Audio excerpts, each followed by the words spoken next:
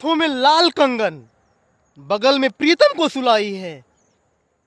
उसने इस देश में हिंदू होने की कीमत चुकाई है। ये पूरे देश को एकदम झकझोर देने वाली घटना है, जहां पे 23 लोगों को सिर्फ इसलिए मार दिया जाता है क्योंकि वो लोग हिंदू हैं।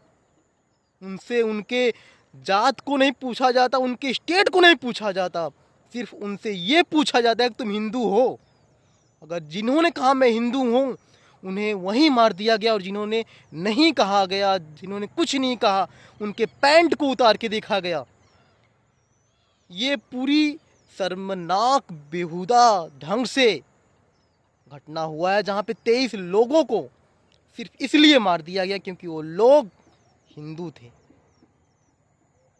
और जो लोग आज इस पे भी चुप्पी साधे हुए हैं, शायद उनसे बड़ा कायर कोई हो ही नहीं सकता।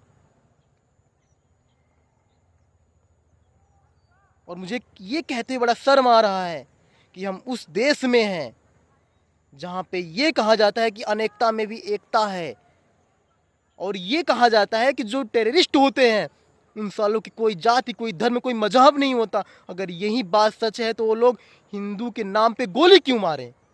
ये बहुत बड़ी सवाल है। ये पूरे भारतवर्ष के लिए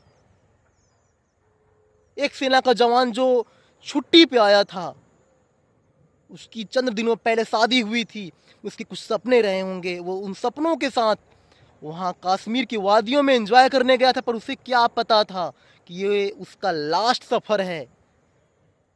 तो मेरे भाई, मेरे दोस्त, आप सभी लोगों को, हम सभी लोगों को इस पे खुल के आगे आना होगा। और जो वहाँ की सरकार है, ये सवाल उस पे भी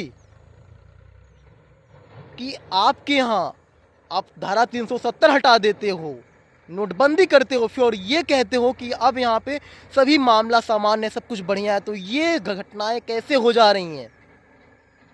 सबसे बड़ी पुलवामा अटैक हुआ जहाँ पे इतने हमारे जवान शहीद हुए, और आप सोचो कि इतने ज़्यादा बारूद वहाँ पे उनके वाहनों के पास लेके चले जाते हैं। ये कहाँ से मुमकिन हो पा रहा है? ये कोई इत्तेफाक नहीं है। और आज 23 लोगों को मार दिया जा रहा है, ये भी कोई संयोग, कोई इत्तेफाक नहीं है। इस बात को समझना है। और इस बार सिर्फ भाषणबाजी से और सिर्फ शब्दों के तांडव से काम नहीं चलने वाला। इस बार आपको कुछ करना पड़ेगा, क्योंकि ये पूरा देश इंसाफ मांगता है।